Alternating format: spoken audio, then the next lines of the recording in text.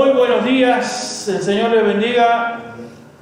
Sean todos bienvenidos, hermanos, a esta reunión para compartir el tiempo de alabanza, el tiempo para escuchar de la palabra del Señor. Vamos a tener un tiempo de oración primeramente y luego vamos a cantar un par de himnos para culminar luego con el mensaje, la exposición de la palabra del Señor. Voy a pedir a Josué si nos puede guiar en oración, por favor. Josué. Padre, gracias por un nuevo día que nos das, gracias por esta oportunidad que nos das también de escuchar tu palabra, de aprender de ti un día más. Y Padre, te pedimos que estés en medio nuestro, sabemos que lo estás, y te pedimos también que nos ayudes a alabarte a ti mediante la música con total conciencia de lo que estamos diciendo, y también, Padre, alabarte mediante la exposición de la palabra luego. Demos luces a tu siervo y que estemos con corazones dispuestos, blandos a tu palabra, a moldearnos por tu palabra. En el nombre de Cristo Jesús. Amén. Amén. Muchas gracias.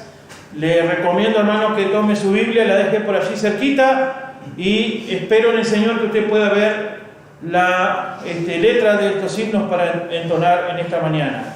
El primero de los himnos será el número 223, a solas al huerto yo voy.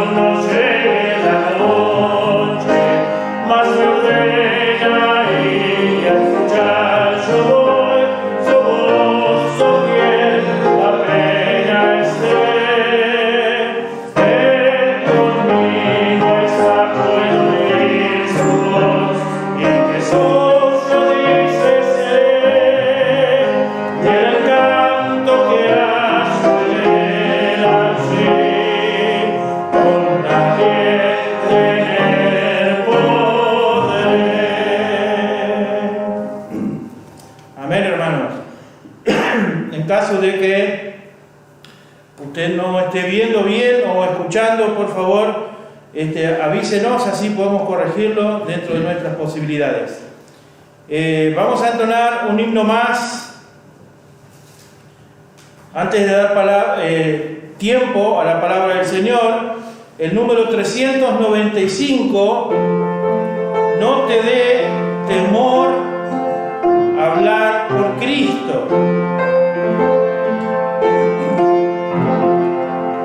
No te dé temor hablar por Cristo, haz que brille en ti su luz, al que te salvó confiesa siempre, todo debes a Jesús.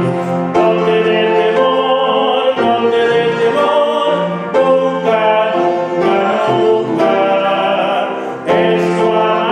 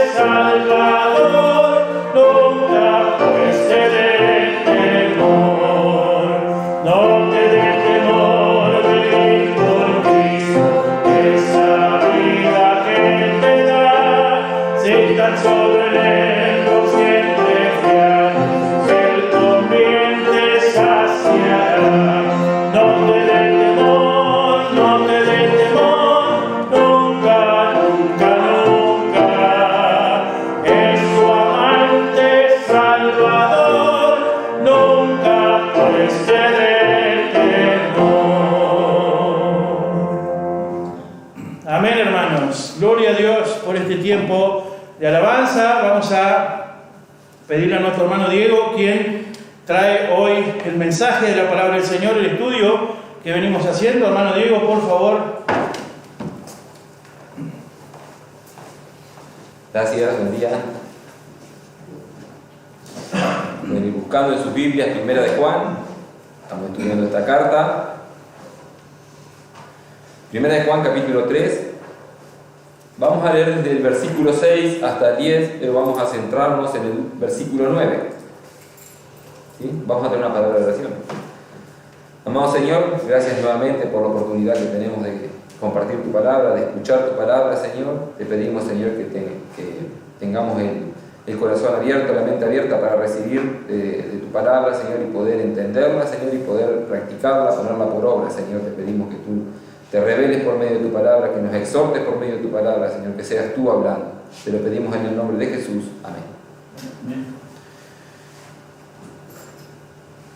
Primera de Juan 3, versículos 6 al 10 dice: todo aquel que permanece en él no peca. Todo aquel que peca no le ha visto ni le ha conocido. Hijitos, nadie os engañe. El que hace justicia es justo como él es justo. El que practica el pecado es del diablo, porque el diablo peca desde el principio. Para esto apareció el Hijo de Dios, para deshacer las obras del diablo. Todo aquel que es nacido de Dios no practica el pecado, porque la simiente de Dios permanece en él, y no puede pecar, porque es nacido de Dios. En esto se manifiestan los hijos de Dios y los hijos del diablo. Todo aquel que no hace justicia y no ama a su hermano, no es de Dios.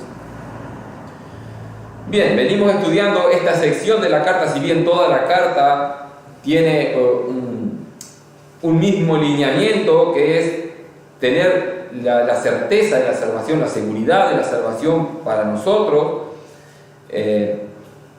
Estamos viendo esta sección que habla específicamente de la santidad. Y Juan divide esto en una comparación entre los hijos de Dios y los hijos del diablo.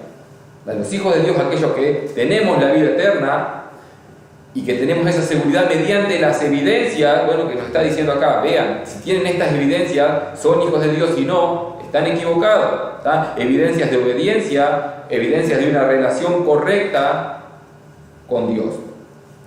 Juan habla en verdades absolutas, vieron que habla de hijos de Dios e hijos del diablo, son verdades duras, son absolutas, habla en blanco y negro, no hay posibilidad para escalas de grises o valores intermedios. O sos hijo de Dios o sos hijo del diablo. Si tomamos toda la humanidad y las agrupamos, vamos a sacar estos únicos dos grupos. O son hijos de Dios o son hijos del diablo. Y leíamos en los versículos anteriores, bueno, el que leímos acá, pero que estudiamos hace 15 días, estas verdades muy duras, muy fuertes, acerca de la relación entre las personas y el pecado, que es lo que hace la diferencia entre ser hijos de Dios e hijos del diablo. ¿Cuál es la relación que tienen con el pecado?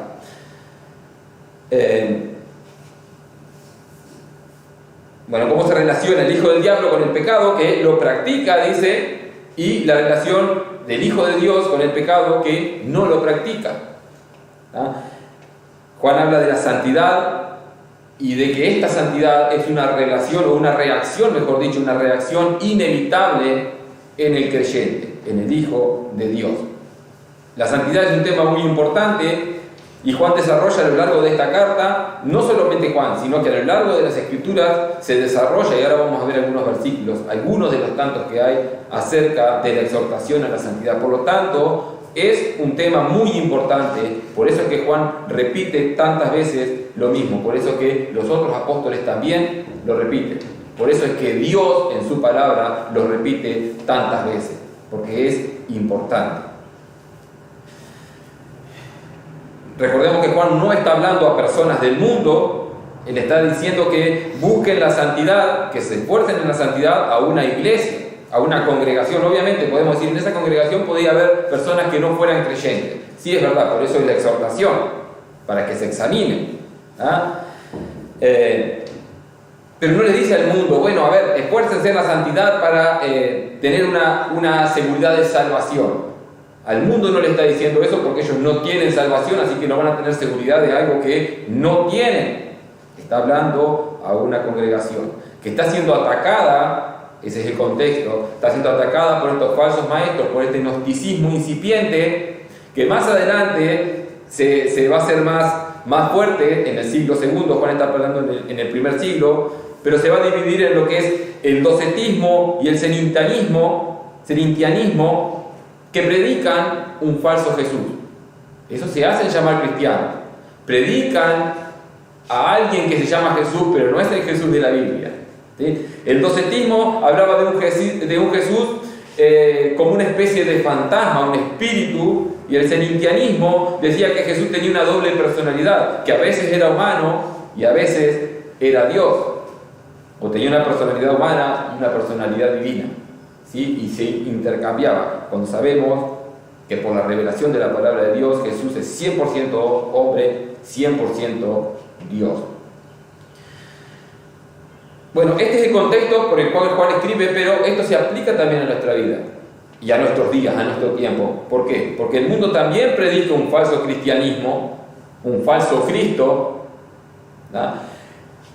Y creen seguir a Cristo solamente porque se hacen llamar cristianos o porque hablan y mencionan la palabra Jesús o la palabra Cristo, ya están todos dentro del cristianismo. El cristianismo verdadero es el que predica al Jesús de la Biblia, al verdadero Jesús, no aquel que diluye el Evangelio para tener más personas en la congregación, por ahí pensando que pueden ayudar a Dios diluyendo el Evangelio, mejorando el Evangelio para así traer a más personas.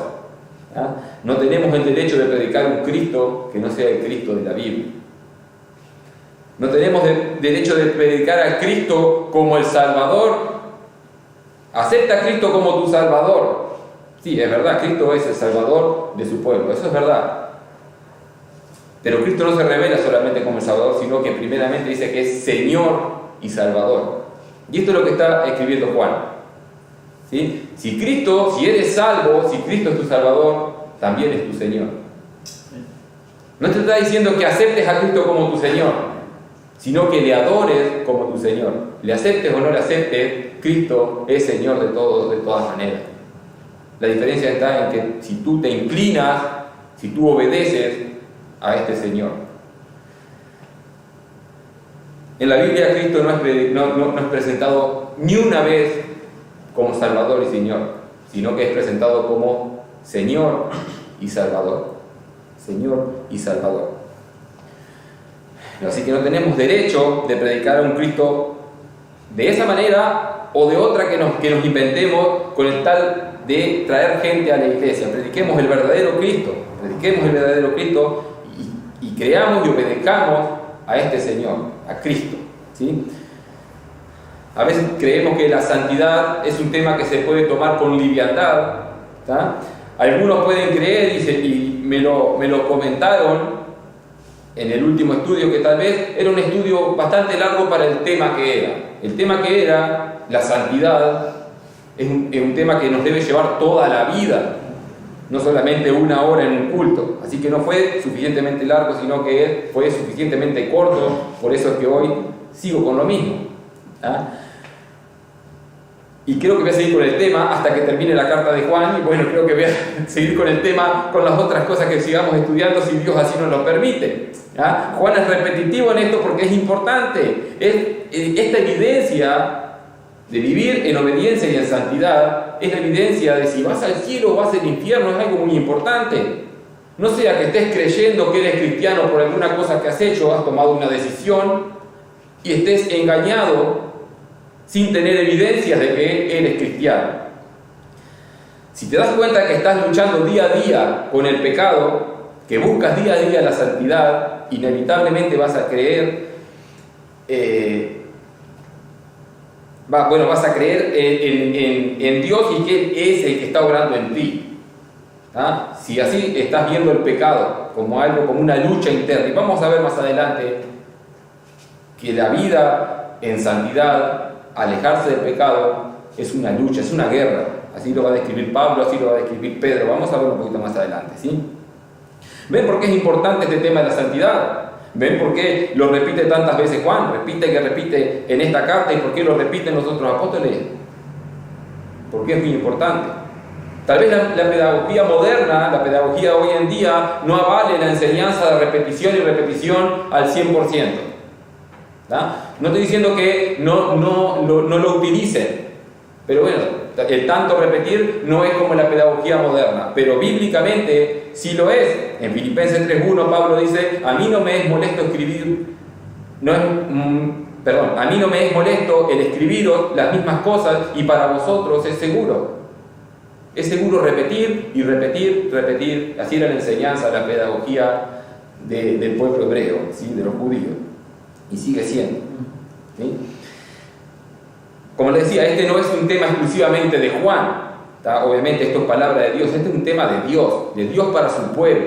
Por eso no solamente lo trata Juan, sino que lo podemos ver, por ejemplo, en Romanos 6:22, dice: mas ahora que habéis sido libertados del pecado y hechos siervos de Dios, tenéis por vuestros frutos la santificación y como fin la vida eterna. ¿Qué dice acá Pablo? Ustedes fueron libertados, no te libertaste vos, fuiste libertado, fuiste hecho siervo. Ahora tienes un Señor, ¿sí? Bueno, ahora tenés que tener frutos como fruto de la santificación.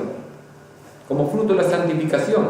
En 2 Corintios 7:1, así que, amados, puesto que tenemos tales promesas, limpiémonos de toda contaminación de la carne y espíritu, perfeccionando la santidad en el temor de Dios. Qué repetitivo que es esto, ¿no es verdad? ¿Para qué nos va a escribir en 2 Corintios esto si ya lo estamos viendo que en Romanos está? ¿Para qué si está en Primera de Juan? No es repetitivo, esto es importante, debemos saberlo. Filipenses 2:14 al 16, haced todos sin murmuraciones y contiendas, para que seáis irreprensibles y sencillos, hijos de Dios sin manchas en medio de una generación maligna y perversa, en medio de la cual resplandecéis como luminares en el mundo, asidos de la palabra de vida, para que en el día de Cristo yo pueda gloriarme de que no he corrido en vano, ni en vano he trabajado. ¿Para qué repite tantas veces las mismas cosas? Hebreos 12:14, seguid la paz con vosotros y la santidad, sin la cual nadie verá al Señor. Bueno, un poquito importante es, porque sin la santidad nadie verá al Señor. 1 Pedro 1:14 al 16, como hijos obedientes, no os conforméis a los deseos que antes teníais estando en vuestra ignorancia, sino como aquel que os llamó es santo, sed también vosotros santos en toda vuestra manera de vivir, porque escrito está: sed santo, porque yo soy santo. Otra vez Pedro repitiendo lo mismo, trayendo lo que dice en el Antiguo Testamento y repitiéndolo acá, porque es importante. 2 Timoteo 1:9, quien nos salvó y llamó con llamamiento santo, esto es, nos llamó a santidad, no conforme a nuestras obras, sino según el propósito suyo y la gracia que nos fue dada en Cristo Jesús antes de los tiempos de los siglos. Él nos llamó a santidad. ¿Cuándo? Antes de los tiempos de los siglos, en la eternidad pasada. Por lo tanto, no es un tema que debe tomarse a la ligera, el tema de la santidad, de la obediencia a Dios. La pregunta es: ¿cómo estás viviendo tu salvación? ¿Estás creciendo en santidad? ¿Cuál es tu relación del pecado? ¿Cómo ves al pecado? ¿Cómo ves al pecado?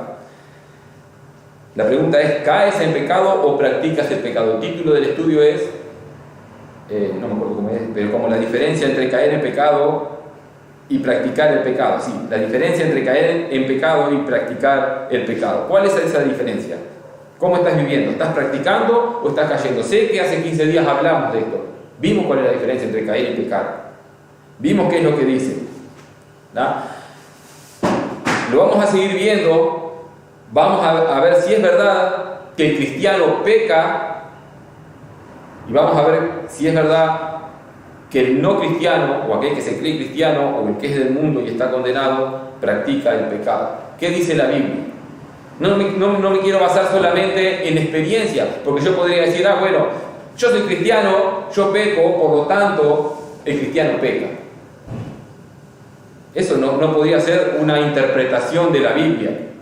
No podría avalar este versículo y decir, bueno, acá, porque fíjense que Juan dice que el cristiano no puede pecar. Yo no puedo interpretar ese versículo por mi experiencia, eso sería un error. Mi experiencia me afirma, me da evidencia de que la palabra de Dios es verdadera. Entonces vamos a buscar en la palabra de Dios donde dice que el cristiano, el creyente, el verdaderamente salvo, peca, pero no practica el pecado. Vamos a ver qué dice la palabra de Dios, no mi experiencia. La diferencia entre pecar y practicar el pecado es ser un hipócrita o no serlo. Fíjense que el hipócrita vive en pecado, no reconoce su condición o no reconoce lo grande de su pecado. Puede decir, bueno, si yo peco, pero como Dios es amor me va a perdonar. No, el pecado es más que eso. El cristiano peca, sí es verdad, pero no es hipocresía, sino que es lucha. Pecamos, pero es una lucha constante, reconociendo la gravedad del pecado y el pecado a quien ofende. Ofende a Dios, al que merece toda honra y no merece mi ofensa. 1 Juan 3:9. Todo aquel que es nacido de Dios no practica el pecado, porque la simiente de Dios permanece en él, y no puede pecar, porque es nacido de Dios. Recordemos que Juan está comparando y haciendo una comparación entre los que son los hijos de Dios y los hijos del diablo. En el versículo 8 dice, el que practica el pecado es del diablo, porque el diablo peca desde el principio. El que practica el pecado es del diablo. En el versículo 9 dice, todo aquel que es nacido de Dios no practica el pecado. Esa es la comparación. Habla la relación que hay, que es la que dijimos hoy. El que practica y el que no practica el pecado. Y el destino de aquel que practica el pecado es la muerte, porque la paga del pecado es muerte, dice en Romanos 6:23. La paga del pecado es muerte. Pero el Hijo de Dios, dice Juan, no practica el pecado. El Hijo de Dios, dice Juan, no puede pecar en este versículo 9 que estamos leyendo. Son declaraciones duras. Dice que los cristianos no practican el pecado y eso lo podemos entender. Sabemos que practicar el pecado es tener una vida de pecado. Pero fíjense que según esta traducción dice, tampoco dice que no puede pecar. Según la traducción Reina Valera dice, no puede pecar. Eso es enfático y duro. Es un versículo controversial, tal vez por esta traducción o por las similares, pero Dios es claro con lo que quiere decir, no se anda con ambigüedades. Dios dice en su palabra lo que dice. No hay dos interpretaciones a este versículo. Algunos interpretan que, bueno, según este versículo, el cristiano efectivamente no puede pecar. Ojo, que estos mismos gnósticos estaban diciendo eso. El cristiano no puede pecar.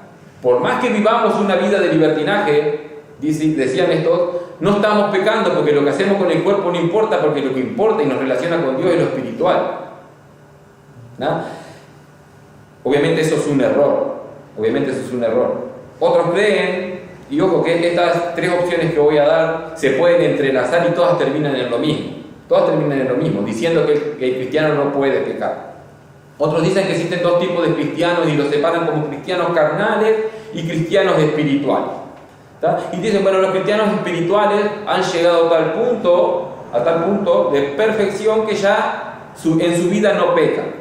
Y otros pueden decir, bueno, la doctrina del perfeccionismo, que es algo que se predica en iglesias que se llaman cristianas, la doctrina del perfeccionismo es que el creyente sí va a llegar de este lado de la eternidad a no pecar, a cumplir 100% la palabra de Dios. ¿Bien? Todas andan en similitud y podría haber otras. Pero debemos ver qué es lo que está diciendo Juan. En realidad, qué es lo que está diciendo Dios en su palabra. Y no tenemos que ir tan lejos como al contexto histórico, sino simplemente en el contexto literal, ahí mismo en la carta de Juan, y no podemos decir que Juan está diciendo que el cristiano ya no peca, porque si no Juan se estaría contradiciendo a él mismo. Se estaría contradiciendo. Juan no está diciendo que el cristiano no peca. En 1 Juan 1:8 dice: si decimos que no tenemos pecado, nos engañamos a nosotros mismos y la verdad no está en nosotros. Entonces, si Juan está diciendo que el cristiano ya no peca, se está engañando a él mismo y está mintiendo. Por lo tanto, como la palabra de Dios es inerrante, no está diciendo eso. A la luz de 1 Juan 1:8, debemos ver qué es lo que está diciendo Juan en 1 Juan 3:9. Y que dijo en los versículos anteriores, ¿no? ¿Verdad? Lo dijo en los versículos anteriores.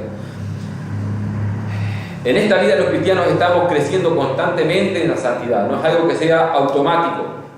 Es un crecer constante que nos va a llevar toda la vida de este lado de la eternidad. Toda la vida. Entonces, si decimos que el cristiano no peca, si interpretamos así, nos engañamos y mentimos. Claro que en el versículo dice, y está traducido como no puede pecar. Eso es evidente. En el versículo 9 dice no puede pecar. Antes dijo no practica el pecado. Pero también dice no puede pecar.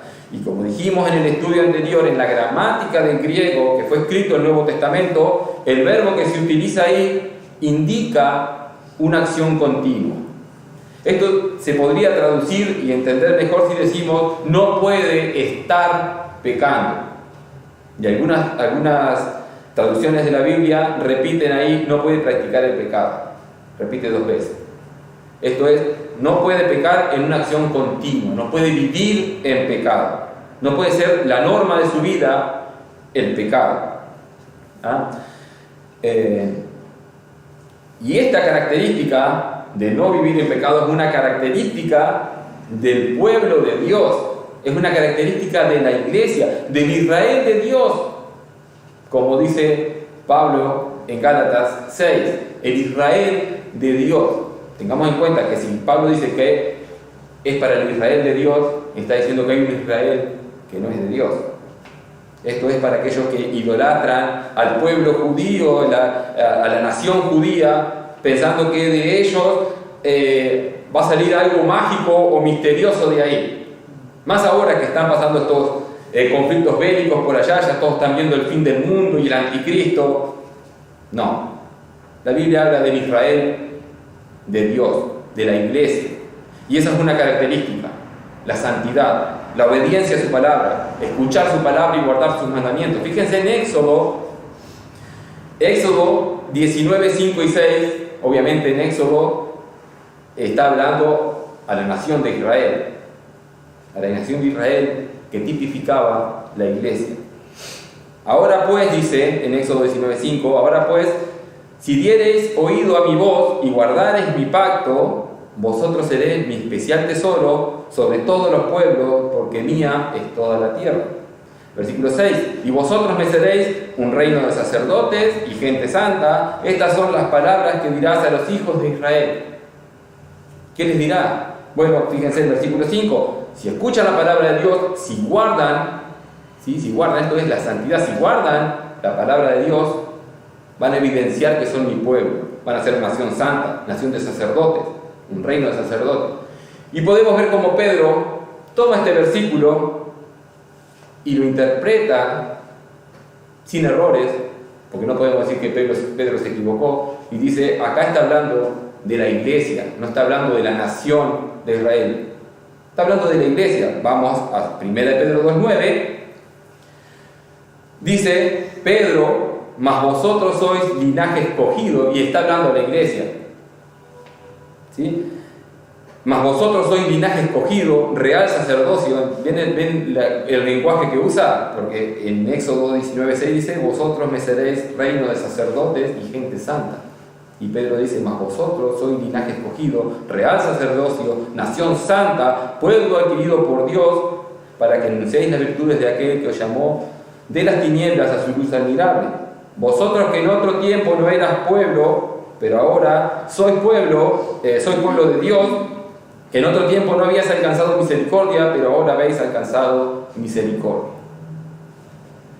Está hablando del pueblo de Dios, del Israel de Dios, de la iglesia, cuya evidencia de que somos pueblo de Dios y que somos la iglesia de Dios es que oímos su voz y guardamos su pacto. Esto es, crecemos en santidad, en obediencia. Claramente Juan no está hablando de perfección, sino que habla que nuestra manera de vivir, nuestra práctica y nuestra relación con el pecado no es algo que sea constante en nuestra vida. El pecado no es algo constante en nuestra vida. Si caemos en pecado, no practicamos el pecado. No puedes decir que eres hijo de Dios, no puedes decir que eres nacido de Dios y vivir en pecado.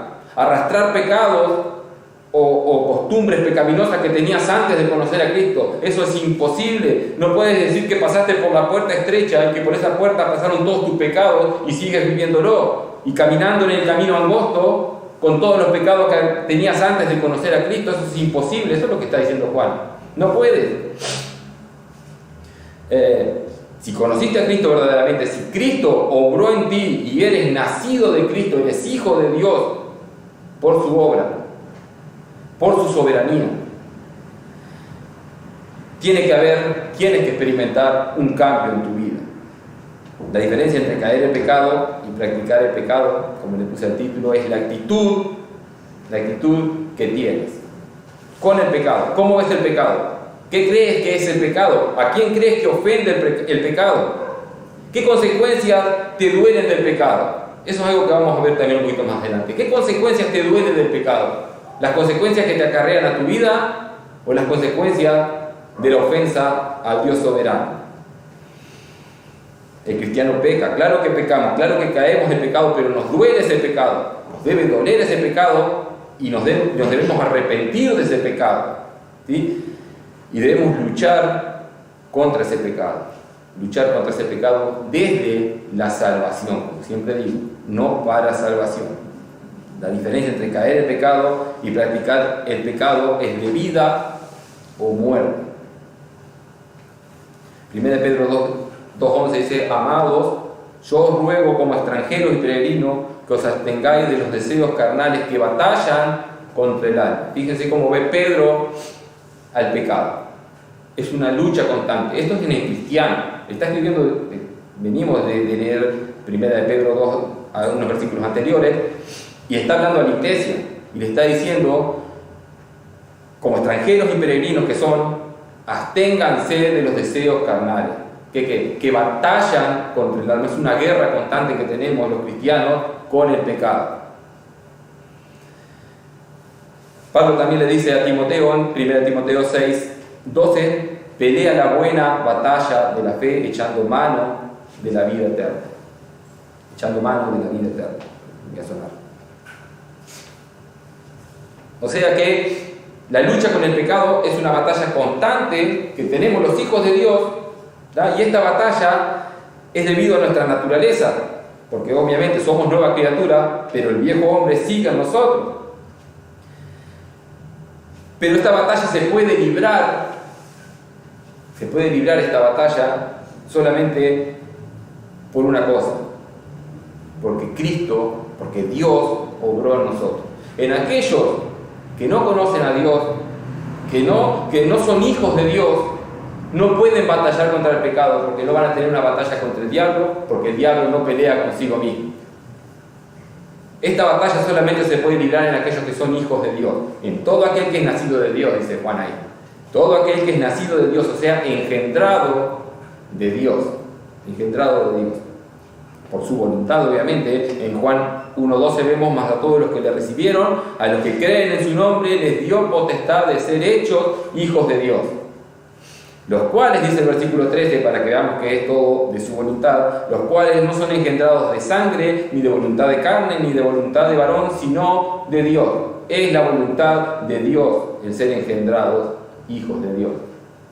Y por eso es que podemos librar esta batalla. Y por eso podemos pelear esta batalla desde la victoria de Cristo, no desde nuestra victoria. Nosotros vamos a caer tal vez varias veces, pero la batalla ya está ganada. Por lo tanto, vamos a tener más triunfos que pérdidas. Vivimos una guerra constante, una lucha interna constante contra el pecado, contra el enemigo que puede ser Satanás, que puede ser el mundo, pero también tenemos un enemigo que creo yo que es el peor enemigo que podamos tener, porque vive con nosotros, porque se acuesta con nosotros, porque trabaja con nosotros y está en todos los lugares donde estamos nosotros, que es nuestro viejo hombre.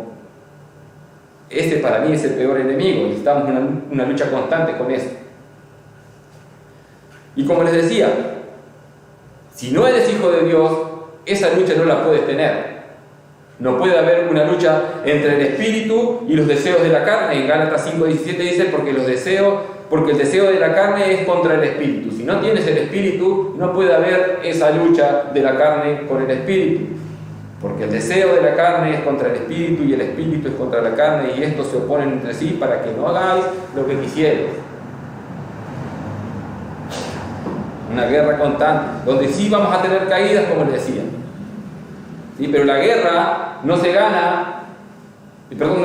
pierde perdiendo una batalla, sino que una guerra se gana ganando la mayor cantidad de batallas. Así vamos a estar nosotros. ¿Por qué? Porque Cristo ya ganó. Cristo ya venció. Pero igual no debemos estar confiados de que ya hemos vencido al pecado. No podemos decir, como decíamos anterior también, ya no pecamos más. No podemos decir eso. Nosotros no hemos vencido. De este lado de la gloria vamos a tener lucha, vamos a tener que negarnos a nosotros mismos y no nos podemos confiar. Podemos decir que Pablo no estaba confiado. Fíjense en 1 Corintios 9:26. Dice Pablo, así que yo de esta manera corro. Está hablando de cómo vivía la vida cristiana. De esta manera corro. No como a la aventura, de esta manera peleo, no como quien golpea el aire, sino que golpeo mi cuerpo y lo pongo en servidumbre, no sea que, habiendo sido heraldo para otros, yo mismo venga a ser eliminado. No está hablando de que va a perder la salvación. Pablo no está diciendo eso. Pablo está diciendo, yo me esfuerzo y esclavizo mi cuerpo para tener esa evidencia de salvación. No sea que, si no esclavizo mi cuerpo me esclavice a mí, y que sea yo, haya sido un falso heraldo, un falso ministro de Dios, y voy a terminar en el infierno, o sea, eliminado. Pablo luchaba, se negaba y se esclavizaba a él mismo. Se negaba a él mismo, como el mandato de Jesús nos manda a nosotros también. Negarse a sí mismo, no hacer lo que querramos o lo que nos satisfaga en los deseos, sino que nos neguemos y obedezcamos y tomemos la cruz y estemos dispuestos a morir por Cristo.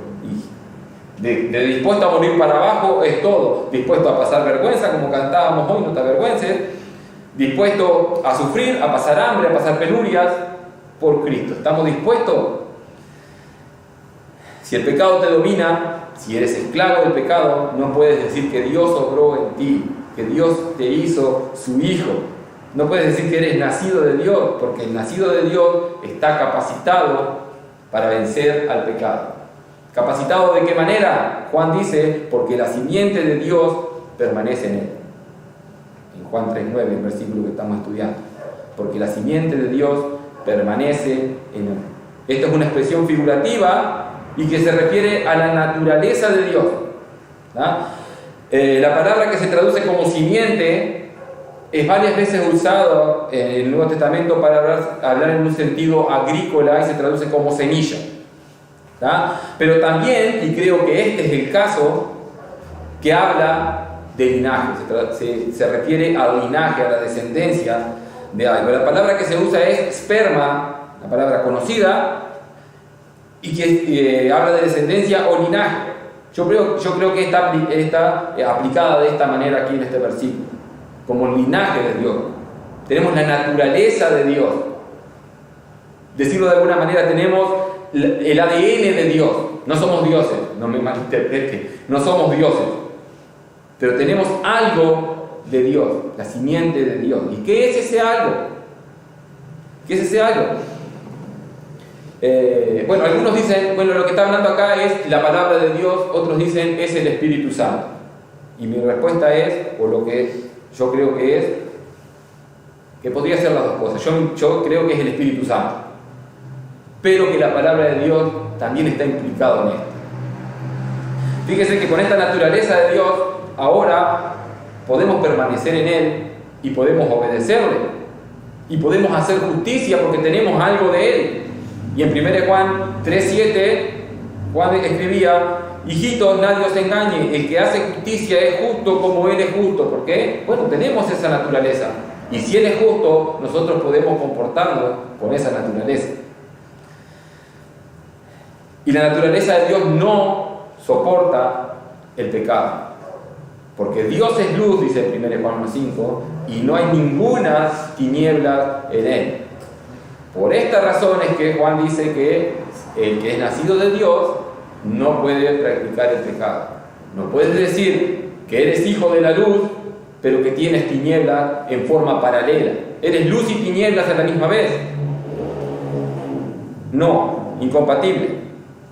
Bueno, algunos dicen que esta simiente es la palabra de Dios, y yo digo, puede ser que sea una interpretación a la luz de saber que la simiente en realidad es el Espíritu Santo. La palabra dice de la palabra así en 1 Juan 2:14. Os he escrito a vosotros, padres, porque habéis conocido al que es desde el principio. Os he escrito a vosotros, jóvenes, porque sois fuertes, dice, y la palabra de Dios permanece en vosotros. Está en la misma carta, Juan hablando de la permanencia de algo para vencer al maligno, dice, y habéis vencido al maligno. Entonces, ¿qué es la simiente de Dios? La palabra de Dios. Bueno, algunos lo interpretan así, yo no creería. 1 Juan 2:24 dice: lo que habéis oído desde el principio, otra vez referencia a la palabra de Dios, lo que habéis oído desde el principio, dice, permanezca en vosotros. Dice, si lo que habéis oído desde el principio permanece en vosotros, también vosotros permaneceréis en el Hijo y en el Padre. Eso está haciendo referencia al mensaje, a la palabra. Y en Santiago 1:18 dice: Él de su voluntad nos hizo nacer por la palabra de verdad para que seamos primicias de sus criaturas. Entonces, ¿tiene algo que ver esa simiente con la palabra? Sí tiene algo que ver. Sí tiene algo que ver. Pero es el Espíritu Santo. ¿Sí? La palabra de Dios sin el Espíritu Santo no produce nada. La palabra de Dios sin el Espíritu Santo, o sea, la Biblia, el mensaje, sin el Espíritu Santo obrando, no va a producir nada. La palabra de Dios es aplicada por el Espíritu para convencer de pecado. Es más, aquellos que no tienen el Espíritu Santo, la Biblia para ellos no es la palabra de Dios. Predicarle el Evangelio no es palabra de Dios. Y lo pueden entender, muchos pueden saber de doctrina, muchos pueden conocer la Biblia y haberla leído muchas veces y hasta sabérsela de memoria. Y podemos ir y ver en el pueblo judío que ellos saben de la palabra de Dios y sabían en la época de Jesús y no pudieron reconocer al Mesías y lo terminaron matando. El conocer la palabra de Dios sin que el Espíritu Santo la aplique como verdadera no sirve de nada. Vas a escuchar el mensaje, vas a tener conocimiento del mensaje, pero no vas a saber cómo aplicarlo. Juan dijo del Espíritu Santo en 1 Juan 2:27: pero la unción que vosotros recibiste de Él permanece en vosotros. Está hablando del Espíritu Santo. Y no tenéis necesidad de que nadie os enseñe, así como la unción misma os enseña todas las cosas. Entonces, ¿quién es el que enseña? ¿Quién es el que aplica la palabra de Dios? El Espíritu Santo. Así como la unción misma os enseña todas las cosas, y es verdadera y no es mentira, según ella os ha enseñado, permanecer en Él. Esa simiente de Dios en el creyente es el Espíritu Santo, que obra en la palabra de Dios, en la lectura de la palabra de Dios, en escuchar las prédicas, en predicar la palabra de Dios, obra en nosotros, permanece en nosotros. Ahora, sabiendo que los hijos de Dios estamos capacitados, que podemos imitarle, ¿sí? Debemos esforzarnos a vivir en santidad. Esa es la evidencia de nuestra salvación. No podemos decir somos salvos si vivimos una vida de libertinaje, solamente porque conocemos algo de la palabra de Dios. Conocemos intelectualmente, ¿no?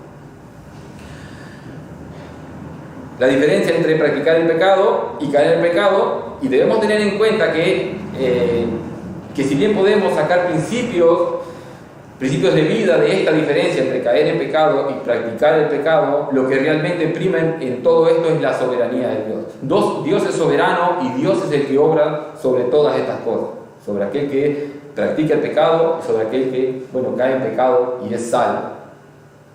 Vamos a ver algunos ejemplos, como les decía, bíblicos, para no basarnos en nuestra propia experiencia, que eso sería algo terrorífico, algo malo, de cuál es la disposición del corazón y cuál es la actitud frente al pecado de algunos personajes bíblicos, analizando y viendo la vida de estos. Por ejemplo, vamos a ir al que podría ser, ustedes decir, ese es el más obvio. Vamos a ir a David y ver cómo luchaba él fuertemente contra el pecado de su vida. En Salmo 32:5 escribe David: mi pecado te declaré y no encubrí mi iniquidad. Dije, confesaré mis transgresiones a Jehová, y tú perdonaste la maldad de mi pecado. ¿Está reconociendo David que tiene pecado? Sí. No está diciendo no peco. No está diciendo no peco. Salmo 38:4-5. Porque mis iniquidades se han agravado sobre mi cabeza, como carga pesada se han agravado sobre mí. Hieden y supuran mis llagas a causa de mi locura. ¿Qué actitud tenía David sobre el pecado? Ay, caí, Señor, pero tú sabes, yo soy humano, puedo caer. No, él veía el pecado como algo que hiede y supura mis llagas, algo horrible, algo asqueroso. Sigue diciendo en el Salmo 38, versículo 18: por tanto confesaré mi maldad y me contristaré por mi pecado. La reacción: ya pasó, ya fue. No, se contristó por su pecado. Le dolió el pecado.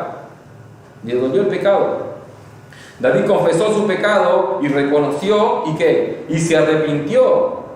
Y se arrepintió. En 1 Juan 1:9 escribía Juan: si confesamos nuestros pecados, esto es, si homologamos nuestros pecados, si decimos nuestros pecados son tan duros y tan asquerosos como dice la Biblia, si hieden y supuran como pus en una llaga, así lo vean tus pecados. Bueno, Juan dice: si confesamos nuestros pecados, Él es fiel y justo para perdonar nuestros pecados y limpiarnos de toda maldad. Pero si vemos nuestros pecados como lo que realmente son, una pudrición, un vómito, como vamos a ver después, que Pedro cita un proverbio, como un chiquero de chancho. Así son los pecados. Dice, sigue diciendo David en Salmo 40:12: porque me han rodeado males sin números, me han alcanzado mis maldades. Fíjense que reconoce que son sus maldades, no de los malos que están afuera. Me han alcanzado mis maldades y no puedo levantar la vista. Se han aumentado más que los cabellos de mi cabeza y mi corazón me falla. ¿Cuántos pecados? ¿Cuántos pecados está reconociendo David? Muchos. Más que los cabellos de la cabeza. Y no vamos a decir, tal vez era pecado. No. Muchos pecados y los está reconociendo. Sus maldades lo han alcanzado. Ha pecado. Podemos ver esa convicción fuerte que tenía David sobre su pecado. La pregunta es: ¿cuál es tu actitud? ¿Cuál es tu opinión frente al pecado?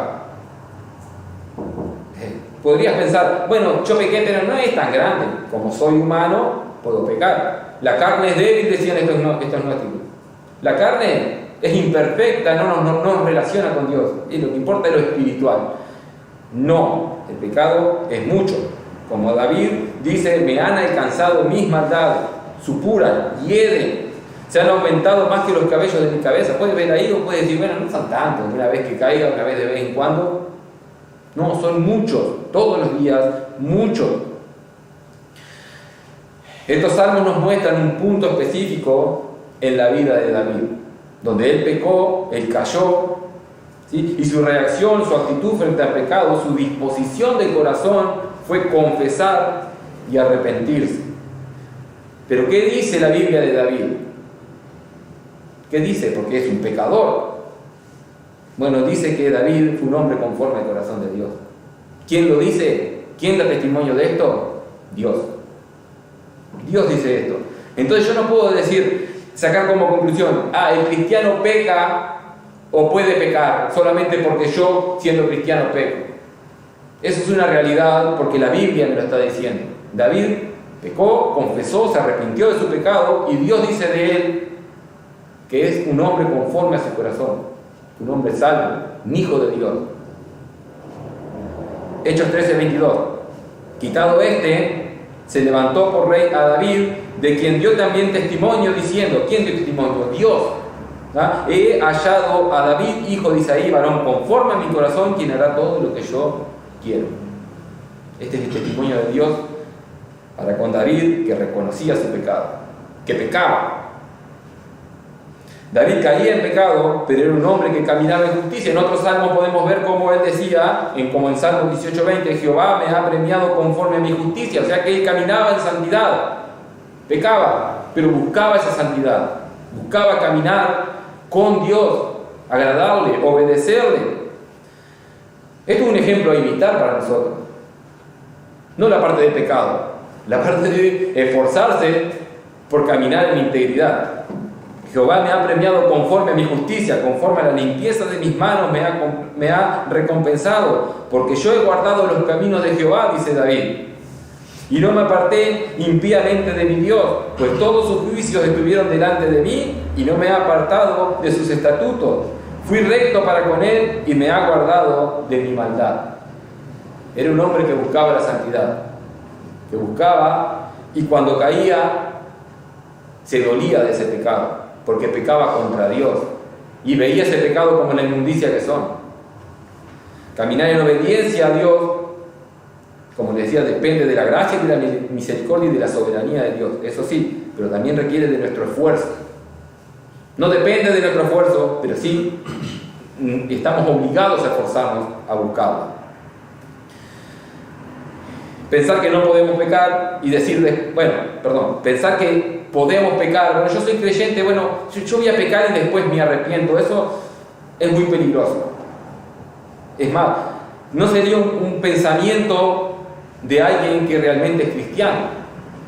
Pecar deliberadamente, pensando, esta vez peco, yo sé que voy a pecar, sé que lo que voy a hacer es un pecado, después me arrepiento y listo.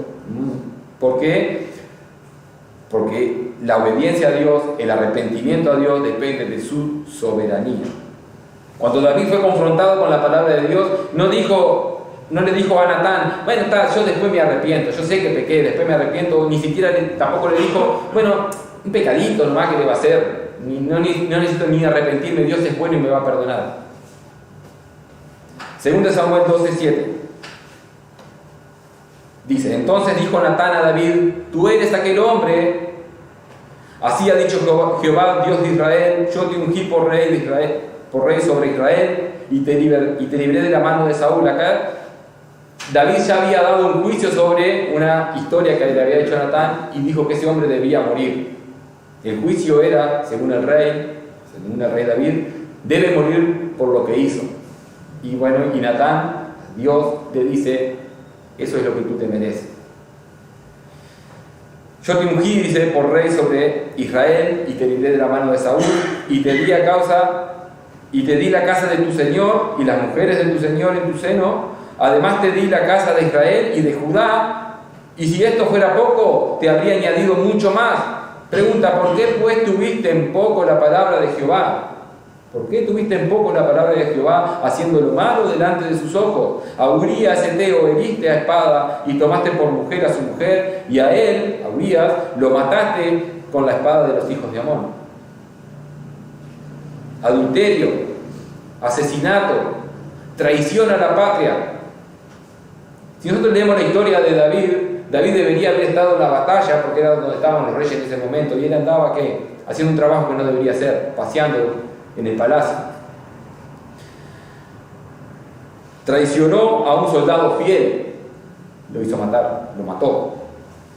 ¿Cuál fue la reacción de David? Versículo 13, entonces dijo David a Natán, pequé contra Jehová. Está reconociendo que pecó contra Jehová y que debe morir, que merece el castigo que él mismo había dado a esa historia ficticia que le trajo Natán. Y Natán dijo a David: también Jehová ha remitido tu pecado, no morirás, no recibirás lo que mereces, le dice. Bueno, la actitud de David fue: pequé contra Jehová, pequé contra Jehová. Es reconocer su pecado contra el Dios Todopoderoso. Decir voy a pecar y después me arrepiento es evidencia de que no eres nacido de Dios. No podés pecar deliberadamente. ¿Cómo tú puedes asegurar que te vas a arrepentir después de pecar? ¿Cómo? Les acabo de decir que eso es obra soberana de Dios. ¿Qué te asegura a ti que vas a pecar y que después te vas a arrepentir para salvación? ¿Sí? ¿Cómo puedes saber que tu arrepentimiento es porque pecaste contra Dios o porque tu arrepentimiento es por las consecuencias que trajo ese pecado? Porque ese pecado arruinó tu vida y ahí sí te dueles. Porque hay un arrepentimiento que es del mundo y un arrepentimiento que es de Dios. O un dolor que es del mundo y un dolor que es de Dios, que lleva al arrepentimiento y a la salvación. 2 Corintios 7:9. Ahora me gozo, no porque hayáis sido contristados, sino porque fuisteis contristados para arrepentimiento, porque habéis sido contristados según Dios. Este es el dolor que viene según la soberanía de Dios, para que ninguna pérdida padeciese por nuestra parte. Porque la tristeza que es según Dios produce arrepentimiento. ¿Para qué? Para salvación. De que no hay que arrepentirse, pero la tristeza del mundo produce muerte. O sea que la tristeza no te asegura salvación. Podrás pecar, podrás estar triste, podrás llorar el pecado, pero no te asegura la salvación. Así que decir voy a pecar, después me arrepiento, no es algo coherente con un hijo de Dios. ¿Tenemos algún ejemplo bíblico de eso? Claro que sí. Vamos a Hebreos 12:16 y podemos ver lo que dice de Esaú. Hebreos 12:16 y 17. No sea que haya algún fornicario o profano como Esaú, que por una sola comida vendió su primogenitura. Porque ya sabéis que aún después, deseando heredar la bendición, fue desechado y no hubo oportunidad para el arrepentimiento. No hubo oportunidad. Y es más, él dice que aunque la procuró con lágrimas, sí se dolió, sí sufrió por eso que hizo, por ese pecado. Lloró y se arrepintió. No, lo dice la palabra de Dios, no lo estoy inventando. No hubo oportunidad para el arrepentimiento, sí hubo dolor. Esaú vendió su primogenitura, esta es la herencia de Dios, la promesa de Dios, la vendió por un plato de comida. Por más que te guste el guiso de lenteja, a mí me encanta, no voy a vender la promesa de Dios por eso. No debemos confundir algunas cosas con esto que Esaú vendió por un plato de comida. No fue que él tuvo pobreza y miseria toda su vida. Cuando habla de la herencia de Dios, no habla de una herencia económica, sino de una herencia espiritual en Dios. En Génesis 33:8 y 9 dice: y Esaú dijo: ¿qué te propones con todo esto, con todos estos grupos que he encontrado? Y Jacob respondió: el hallar gracia en los ojos de mi Señor. Y dijo Esaú: suficiente tengo yo, hermano mío, sea para ti lo que es tuyo. Que Jacob estaba llevando comitivas que le dieran regalo para que Esaú no lo matara. Y Esaú le dice: yo tengo suficiente. O sea, no dice yo estoy viviendo en la miseria a causa de que vos me robaste la heredad. Que no se la robó. Que no se la robó. Tampoco debemos pensar que Esaú vendió esa primogenitura que él tenía. Ante los ojos de él, ante la legalidad, él sí la tenía. Pero él no vendió algo que realmente era de él. Esa primogenitura, esa herencia de Dios, es soberanía de Dios y ya estaba destinada para Jacob. No la tenía. Él pensaba tenerla, él creía que la tenía, él creía que le correspondía, pero los planes de Dios, los designios de Dios eran otros. Romanos 9:11. Pues no habían aún nacido, ni habían hecho aún ni bien ni mal, hablando de Esaú y de Jacob, para que el propósito de Dios conforme a la elección permaneciese, no por las obras, sino por el que llama. Dice, y le dijo, el mayor servirá al menor. Esto es lo que habla de la primogenitura. La primogenitura legal sería, el menor va a servir al mayor, pero antes de que naciesen, Dios ya había decretado que el mayor iba a servir al menor.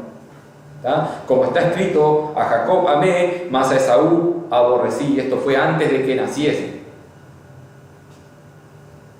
Bajo la percepción de Esaú, él sí tenía esa primogenitura. Bajo la percepción de él sí la vendió por un plato de comida.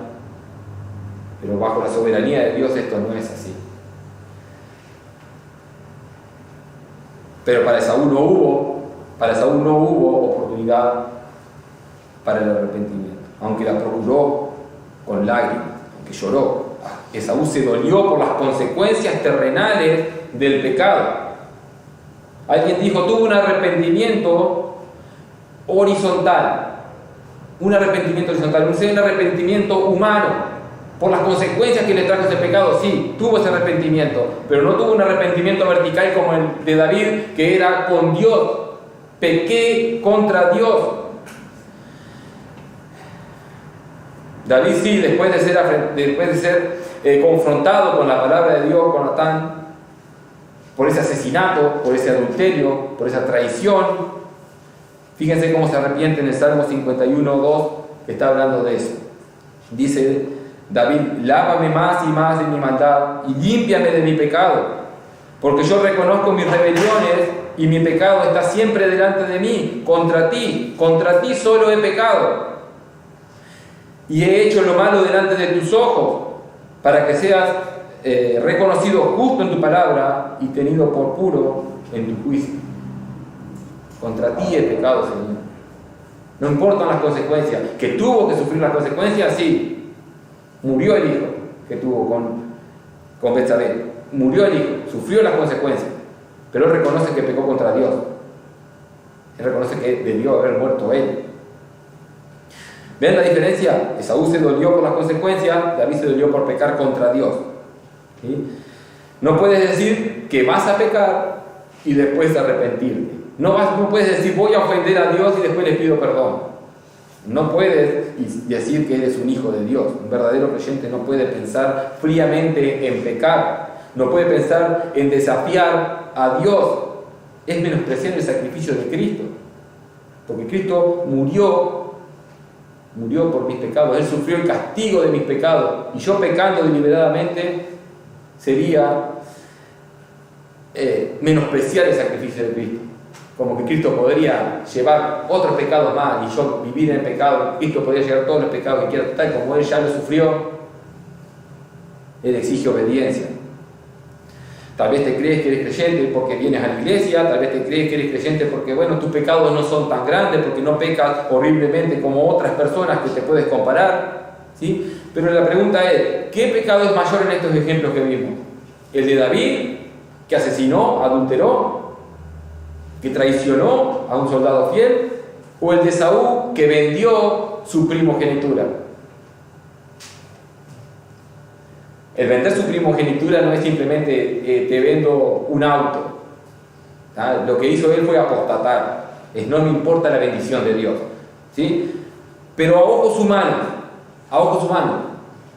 ¿cuál es el más grande de estos pecados? ¿Renunciar a una herencia o matar a una persona? A ojos humanos, obviamente, la respuesta la voy a dar yo porque es clara. Es peor matar a una persona. Pero porque Esaú no tuvo oportunidad de arrepentimiento y David sí es un hombre conforme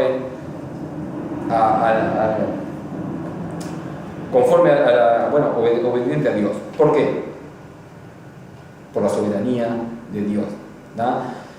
Es por la soberanía de Dios. ¿Podemos ver algún otro ejemplo de la soberanía de Dios en el arrepentimiento verdadero y un arrepentimiento falso? Sí, en Pedro y en Judas. ¿Y cuál es la diferencia? En que en uno Jesús intercedió y en otro no. Jesús intercedió por Pedro y él fue restaurado, fue perdonado de sus pecados. Jesús no intercedió por Judas y él fue a la condenación. Lucas 22:31. Dijo también el Señor: Simón, Simón, he aquí Satanás os ha pedido para zarandearlo como a trigo, pero yo he rogado por ti. Yo intercedí por ti, le dice Jesús a Pedro. Que tu fe no falte. Y tú, una vez vuelto, confirma a tus hermanos. ¿Qué le está diciendo? Satanás pide para zarandearlo como a trigo. Yo intercedí por ti, pero vas a caer. Pero yo intercedí por ti. Así que cuando vuelvas, esa intercesión restaura a Pedro. ¿Ah? Jesús rogó por Pedro, pero de Judas no dice que haya intercedido. Sí habla de Judas, habla de que él es el hijo de perdición, él se perdió. Sé que algunos dicen que Judas sí se arrepintió, bueno, él lloró, él tiró las monedas, ¿sí? Él fue y se ahorcó. Algunos enseñan que Judas fue salvo. Yo no creo. Si voy a Mateo 26-24 dice, a la verdad el Hijo del Hombre va, según está escrito de él, mas hay de aquel hombre por quien el Hijo del Hombre es entregado. Este es Judas Iscariote. Ay de este Judas Iscariote, bueno le fuera a Judas Iscariote no haber nacido. Si él estuviera en la presencia de Dios en este momento, esto de decir bueno le fuera a ese hombre no haber nacido, no tendría ningún sentido. Porque en la presencia de Dios es el mejor lugar en el que podemos estar. Y esta es palabra de la boca de Jesús. En Juan 17:12 dice, cuando estaba con ellos en el mundo, yo los guardaba en tu nombre, a los que me diste, yo los guardé, y ninguno de ellos se perdió, sino el hijo de perdición. Todos menos uno, Judas Iscariote, para que la escritura se cumpliese. La diferencia entre practicar el pecado y caer en el pecado está en la actitud y en el concepto que tenga tú sobre el pecado, sobre el concepto que tenga el Hijo de Dios sobre el pecado, o aquel que se dice Hijo de Dios sobre el pecado. El Hijo de Dios no puede practicar el pecado porque el Espíritu Santo se lo impide. El Hijo de Dios batalla duramente contra el pecado. En cambio, si alguno practica el pecado, por más que diga que es Hijo de Dios, podrá por algún tiempo esforzarse, podrá parecerse, comportarse conforme a las Escrituras, podrá entender las Escrituras en el sentido de cognitivo, saber lo que dicen las Escrituras, pero su actitud frente a lo malo y a lo malo del pecado no está en la relación que rompe con Dios, o en la ofensa que hace con Dios, sino que está en lo que acarrea para su vida en lo mal, o sea, las consecuencias en su vida. El que practica el pecado se satisface de este, se goza de este. Pedro dice de aquellos que diciéndose cristianos se vuelven al pecado, o sea, que practican el pecado, y Juan está diciendo lo mismo, está denunciando la misma situación, está hablando de estos que están en la iglesia predicando un Cristo falso. Pedro dice en 2 de Pedro 2:21, porque mejor les hubiera sido no haber conocido el camino de la justicia, que después de haberlo conocido, está hablando de personas que escucharon la palabra de Dios. Ahí está diciendo, bueno, mejor que hubiese sido no haberla escuchado nunca, ni entendido lo que dice la palabra de Dios, después de haberla conocido, volverse atrás del santo mandamiento que les fue dado. Pero les ha acontecido lo del verdadero proverbio. El perro vuelve a su vómito y la puerca lavada a revolcarse en el cielo. Así están los que creen ser cristianos, que creen tener una relación con Dios y que creen que pueden mantener esa relación con Dios viviendo en pecado, practicando el pecado. No es que no van a mantener la relación con Dios, sino que nunca la tuvieron. El falso creyente es llamado en este versículo como un perro o como una puerca. El falso creyente se satisface de la inmundicia del pecado, se come su vómito, está diciendo Pedro. Es asqueroso lo que dice, pero así debemos ver el pecado. Aquel que se cree creyente y que practica el pecado, dice que es como el perro que se come su vómito, es como la puerca, es como el chancho, como la cerda, que una vez limpia, vuelve y se revuelca en el lodo y come del lodo, ahí mismo donde come también hace sus necesidades. Así es aquel que practica el pecado. Es antinatural esto, obviamente, que para nosotros esto es asqueroso. Nosotros generalmente no nos comemos el vómito, a no ser que tenga algún problema psicológico, algo en la cabeza. La gente normal no se come su vómito. La gente normal, si se cae en un charco sucio con inmundicia, no se queda y se revuelca. y se goza de esa inmundicia, sino que trata de limpiarse lo más rápido posible. Así es el creyente. Si cae en ese charco de inmundicia, si peca, trata de limpiarse lo más rápidamente. Y eso es a los pies de Cristo, en arrepentimiento y en confesión de pecado. El creyente no va a andar anhelando esas algarrobas que comen los cerdos, como en la parábola del hijo pródigo. No va a andar, es imposible. Si alguien está luchando contra el pecado, si está luchando con toda su fuerza, tratando de vencer el pecado, de mortificar el pecado, si está poniendo su cuerpo en servidumbre, como dice Pablo, es una evidencia de la gracia y de la soberanía de Dios en su salvación. Y es una evidencia de que es salvo. Pero el que peca deliberadamente no tiene esa seguridad. No tiene seguridad, menos de que se va a arrepentir. Esa seguridad no la tiene. Y no lo podemos tratar como hermano. Iglesia, no lo podemos tratar como hermano. Si bien esta carta nos lleva a nosotros al autoanálisis para ver nosotros dónde estamos parados, obviamente también como iglesia debemos ver si hay una persona que viene a la iglesia, que se hace llamar hermano, pero que vive abiertamente en pecado, que nosotros no le podemos decir hermano, no le podemos decir cristiano, simplemente porque se congrega. No le podemos decir, no podemos decir, él es mi hermano, por más que vive una vida en pecado, por más que ni siquiera se congrega, ni siquiera lee la palabra de Dios, pero una vez tomó una decisión cuando era niño. No podemos confiar en eso. Hay personas dentro de la iglesia que creen que sus hijos son salvos por más que viven en el mundo, pero una vez cuando era niño en la escuela dominical levantó la mano. Ese no es el Cristo de la Biblia, el que se acerca levantando las manos. El Cristo de la Biblia es el que se obedece porque es Señor y Salvador. Y que el Espíritu Santo le impide que se vaya a revolcar en el lodo, que se vaya a comer el vómito al mundo. Si no hay evidencia, no le llames hermano. Sí le puedes ir con la palabra de Dios, sí le puedes dar esperanza de salvación, pero no le llames hermano, sino llámalo al arrepentimiento. Vamos a ver un ejemplo en la ley mosaica que podemos aplicarla después en nuestra vida. Números 15, 27 dice hasta 31.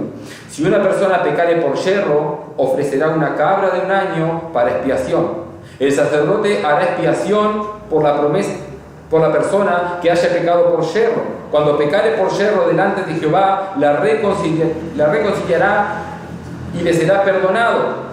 El nacido entre los hijos de Israel, el extranjero que habitare entre ellos, una misma ley tendréis para el que hiciere algo por yerro.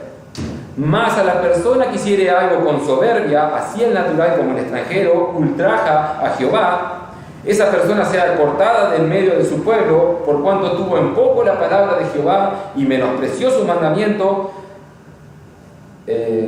enteramente será cortada esa persona, su iniquidad caerá sobre ella. Dos tipos de personas. Estamos viendo bajo la ley de Moisés estos dos tipos de personas. Y uno que peca por yerro, otro, este que peca por yerro es por equivocación, el que cae en pecado, que no pecó con determinación, sino que es alguien que quiere agradar a Dios, que quiere obedecer a Dios, pero que pecó. Para este tipo de personas, dice en esos versículos que leíamos, hay un sacrificio de reconciliación de sus pecados, y sus pecados son perdonados. Para este tipo de personas. Pero el segundo tipo de personas dice, aquel que peca con soberbia, literalmente lo que dice ahí es aquel que pecare con mano levantada, es lo que dice en el hebreo. Habla de un pecado deliberado, habla de un desafío a Dios, habla de un rebelarse abiertamente contra Dios. ¿Sí? Dice que el tal es el que peca deliberadamente, ultraja a Jehová. Esto es injuria, esto es deshonra, esto es lo desafía a Jehová, a Dios, el Todopoderoso, el que merece la honra y la gloria. Este tipo de persona, este que menospreció el mandamiento de Dios, dice que debe ser cortado. Esto es apedreado, muerto, sacado de la congregación. Para este tipo de personas no hay sacrificio, no hay perdón de pecado. Su iniquidad caerá sobre ella, dice la palabra de Dios. Claro, que ahora no estamos bajo la ley, ahora no vamos a andar apedreando y matando personas, juzgándolos nosotros. Claro que no, que estamos bajo la gracia, eso sí es verdad, pero podemos sacar algún principio de estos versículos, eso también es verdad. Debemos notar que estas dos personas, estos dos tipos de personas podrían decir: yo estoy en el pueblo de Dios. Yo estoy en el pueblo de Dios. Uno era un verdadero hijo del pueblo de Dios, un verdadero hijo de Dios. El otro solo creía serlo porque vivía allí. ¿Y cuál fue la evidencia de que uno era hijo de Dios, del verdadero pueblo de Dios, y el otro no? Su actitud frente al pecado. Uno pecó por error, el otro lo hizo con soberbia, desafiando a Dios. Para uno hay perdón, para el otro no. Para uno hay sacrificio, para otro no hay sacrificio. Nosotros como iglesia sí tenemos un sacrificio que es perfecto, y este es Cristo. Él es el Cordero de Dios que quita el pecado del mundo, y Él es la propiciación por nuestros pecados. Pero si pecamos deliberadamente, si pecamos diciendo: bueno, yo lo voy a ofender y después me voy a arrepentir, probablemente no haya sacrificio por nosotros. 1 Juan 2:1 dice: hijitos míos, estas cosas os escribo para que no pequéis. No pequen. Si alguno hubiere pecado, abogado tenemos para con el Padre, a Jesucristo el justo, y Él es la propiciación por nuestros pecados. Y no solamente por los nuestros, sino también por los de todo el mundo.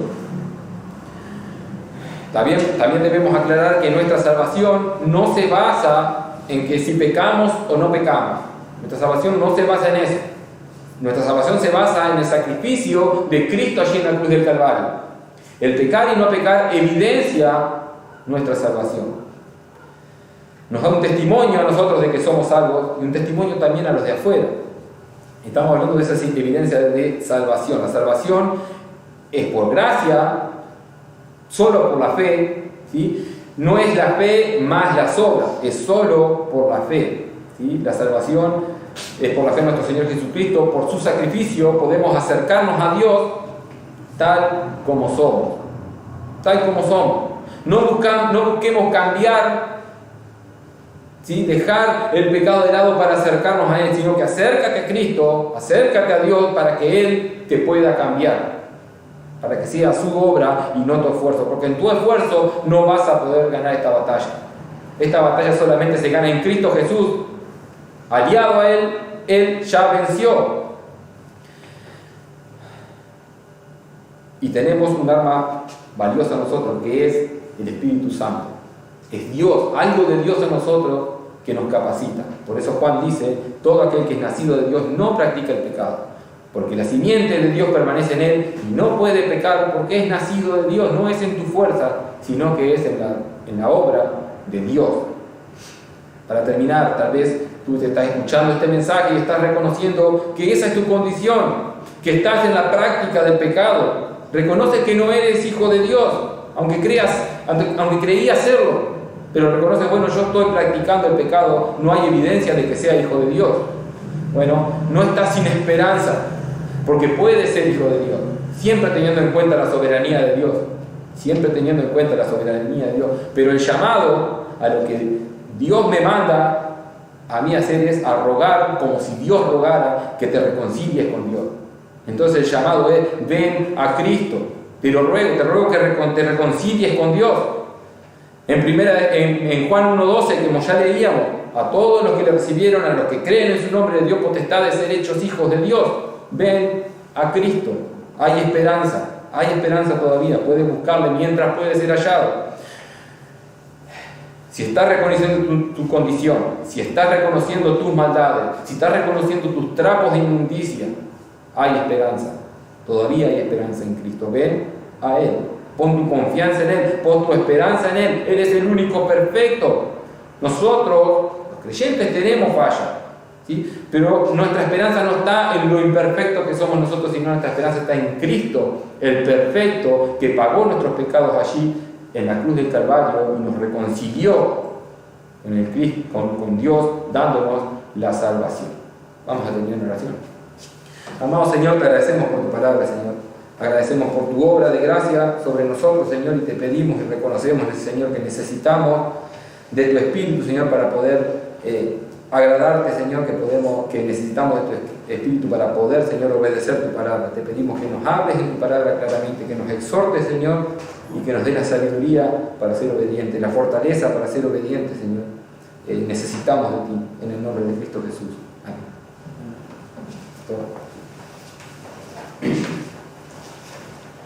Muy bien, muchas gracias, hermano Diego. ¿Cuánto hay para meditar en este mensaje, en este sermón del día de hoy? Obviamente que meditamos en la palabra y bueno, ha entrado en nuestros oídos y en nuestro corazón esta palabra, así que hay mucho para meditar, hermanos.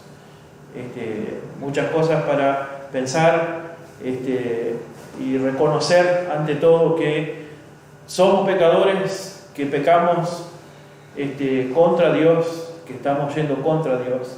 Así que bueno, les invito, hermanos, a reflexionar en esta palabra que se ha escuchado en esta mañana. Vamos a recordarles ya para culminar que el próximo miércoles a las 19 horas estamos por Zoom teniendo un tiempito de oración, y terminado ese tiempo de oración compartimos en el canal de YouTube el mensaje, el devocional del día, así que les esperamos allí, y Dios mediante el próximo domingo también estaremos en vivo para compartir de la palabra. Aún un poquito más de tiempo, hermanos, un poquito más esperando para poder congregarnos de a poquito, las reuniones presenciales, así que les animo a seguir orando por eso, para que pronto podamos abrir nuestro salón para que tengamos la presencia de nuestros hermanos y compartir ese hermoso tiempo. Que el Señor les bendiga, hermanos, les libre y les guarde, y nos estamos viendo, será hasta la próxima.